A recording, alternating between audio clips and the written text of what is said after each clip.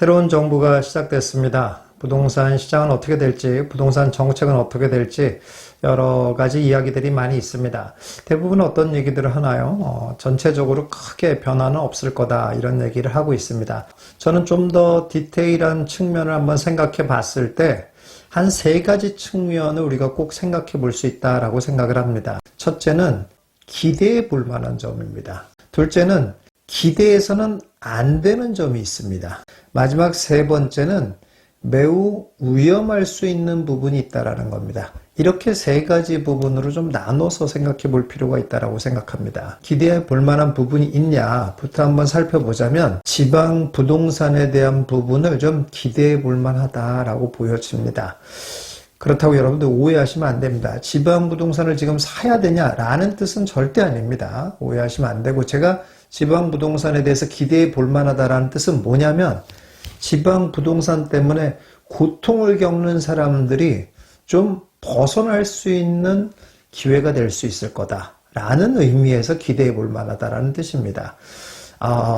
그래서 지방 부동산에 대한 조금 더 긍정적인 정책들을 계속 내보낼 가능성이 꽤 있지 않겠냐 이렇게 보여집니다.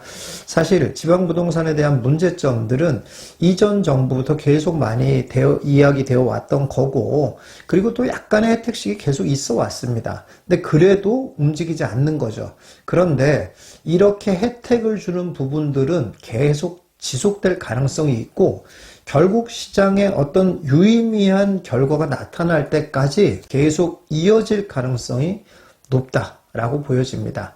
또 그럴 수밖에 없는 것이 이번 정부가 또 표방하는 게 뭡니까? 어쨌든 경제를 활성화시키고 부의 양극화 부분을 조금 더 완화시키는 쪽으로 해보겠다라는 부분들 아니겠습니까? 그렇다면은 지금으로서는 부동산 경기를 어떻게 해서든지 살리긴 해야 되는데 서울과 수도권을 살리기에는 어려운 상황이란 얘기죠. 그렇다면 결국 손댈 수 있는 건 어디냐? 지방 부동산일 가능성이 굉장히 높다. 다만 한꺼번에 획기적인 정책을 피지는 않을 거다. 왜냐? 그렇게 돼서 또 반대급부적인 현상이 있을 수 있기 때문에 그럴 가능성은 좀 없어 보이고, 어쨌든 계속적으로 조금씩 혜택들을 줄 가능성이 굉장히 있다라고 보시면 되겠습니다. 그래서 지방 부동산 때문에 고생하시는 분들은 좀 길게 보면 한 1년 안에는 새로운 전환점을 가질 수 있는 그런 시기가 오지 않을까라고 생각이 듭니다. 자, 그리고 지방 부동산에 대해서만 기대할 게 아니라 또 기대할 부분이 있습니다. 빌라와 오피스텔에 대한 겁니다. 빌라와 오피스텔에 대한 것도 사실 이전 정부부터 조금씩 혜택을 주고 있었거든요. 그리고 워낙 아파트와의 격차도 더 많이 벌어진 데다가 전세 사기 문제도 조금 좀 잠잠해져 있는 그런 상황이란 말이에요. 그리고 가장 결정적으로 공급을 빨리 늘릴 수가 없잖아요. 그렇다 보면 결국 아파트를 대체할 수 있는 것들을 활용해야 되는데 결국 빌라 오피스텔밖에 없다라는 겁니다. 그런데 빌라 오피스텔이 지금과 같은 이렇게 미우리 새끼 취급을 계속 받아서는 절대로 아파트를 대체할 수 있는 대상이 될 수 없다라는 거죠.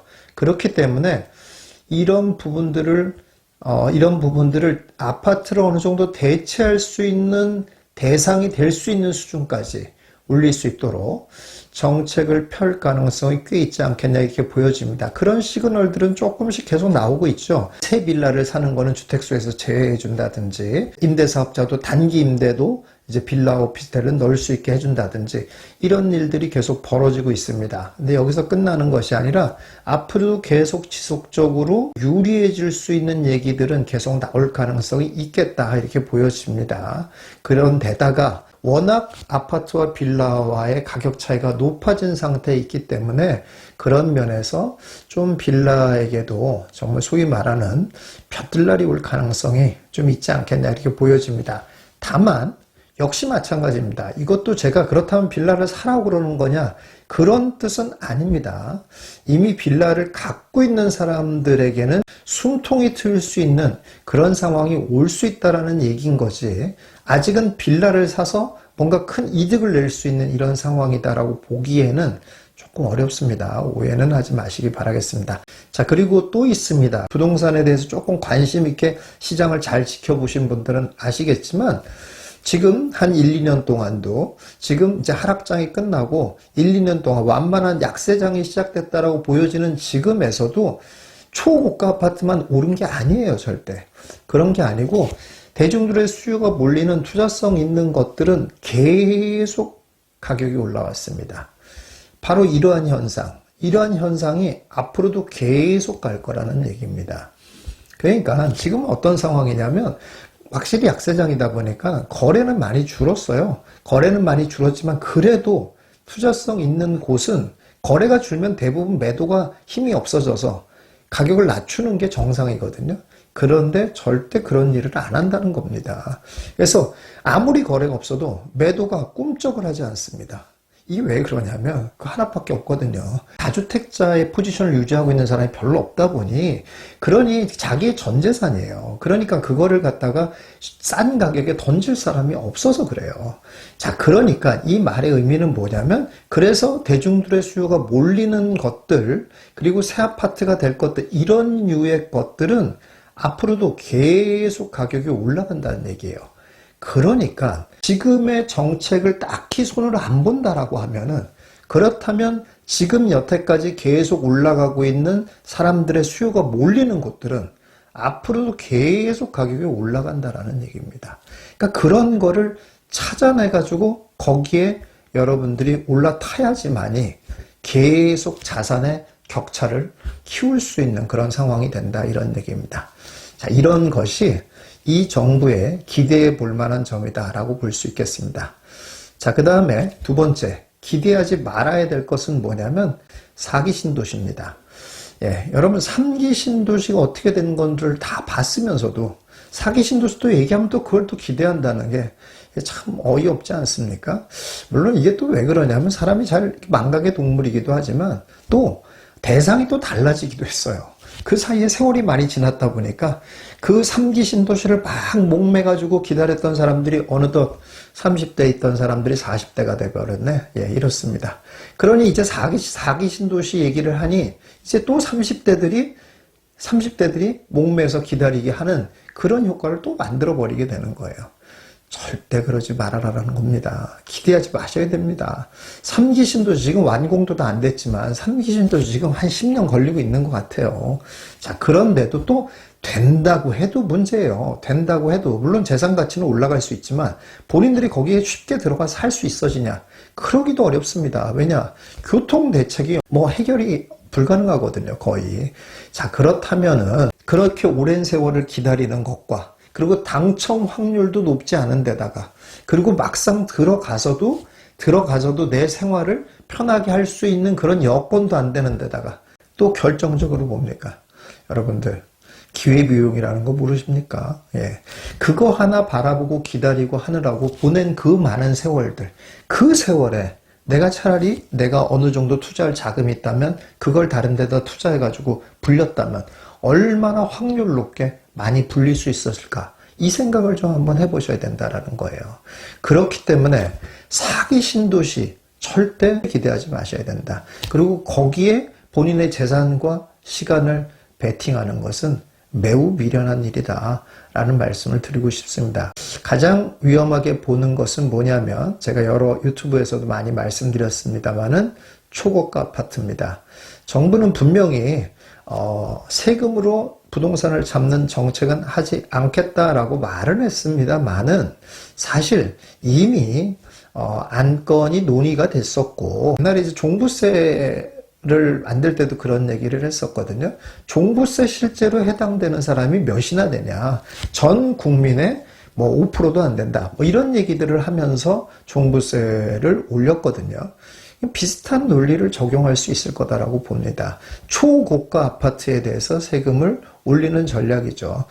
지금 한국의 보유세는 선진국에 비해서 너무 낮은 상황이다. 이게 국제적인 글로벌한 수준으로 그건 맞춰야 된다라는 논리를 내세울 수도 있고, 그리고 초고가 아파트의 기준을 만들 거 아닙니까? 그럼 그 기준을 만든 그 정도의 전체 가지고 있는 사람은 전 국민의 불과 5%도 안 된다. 그런 사람들한테 높은 세금을 매기는 것이 경제 정의상으로도 맞는 일이다. 뭐 이런 식의 얘기들을 얼마든지 할 수 있을 거다라고 생각이 듭니다. 그래서 초고가 아파트에 대한 세금은 증액될 가능성이 굉장히 높지 않겠냐 이렇게 보여집니다. 여기서 초고가 아파트가 얼마냐라는 거는 뭐 제가 생각하기에는 한 25억에서 30억 정도 사이를 초고가 아파트로 정하지 않을까 이렇게 보여집니다. 그렇게 되면 갑작스럽게 늘어난 세금 때문에 과거의 사례도 있지만 그렇게 되면 분명히 뭐 진짜 부자들은 그렇게 세금이 올라간다고 하더라도 뭐 소위 말해서 세금을 전가할 수도 있는 거고 뭐 버틸 수도 있고 여유가 있습니다. 그러나 그렇지 않은 뭐 일부 힘들게 일부 겨우겨우 무리해서 한 사람들이 반드시 있거든요. 그런 사람들의 물량이 나오면서 그러면서 시장의 초고가 아파트가 잠시 큰 폭의 조정을 받을 수 있는 그런 상황이 벌어질 가능성이 충분히 있다고 보여집니다.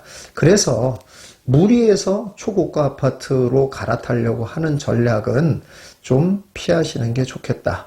라는 말씀을 드리고 싶습니다. 자, 그렇습니다. 이렇게 새로운 정부가 들어선 상황에서 부동산 시장은 어떻게 갈지 이렇게 세 가지 측면에서 바라보신다면 여러분의 재테크, 여러분의 자산을 증식하는데 매우 큰 도움이 될 거라고 생각이 듭니다.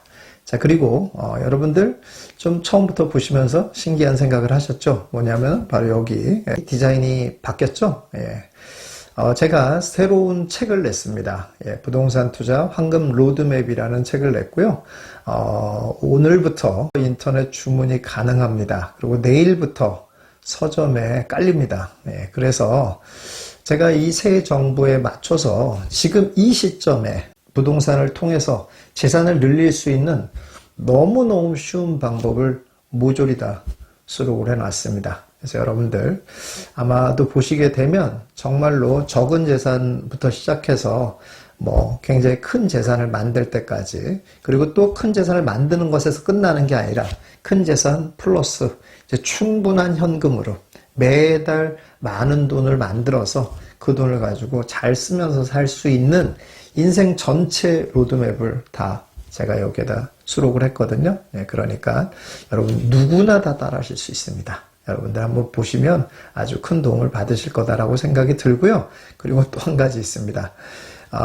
또 제가 여러분들에게 과감하게 천기누설하는 마음으로 이렇게 브록을 만들었습니다. 초판 한정이긴 한데요. 이 브록에 무려 베스트, 지금 당장 투자해야 될 곳 베스트 7을 넣습니다. 그래서 정확하게 지역과 단지를 찍었습니다. 예, 그러니까 여러분들이 보시면 아주 큰 도움이 되실 거다라고 생각이 듭니다.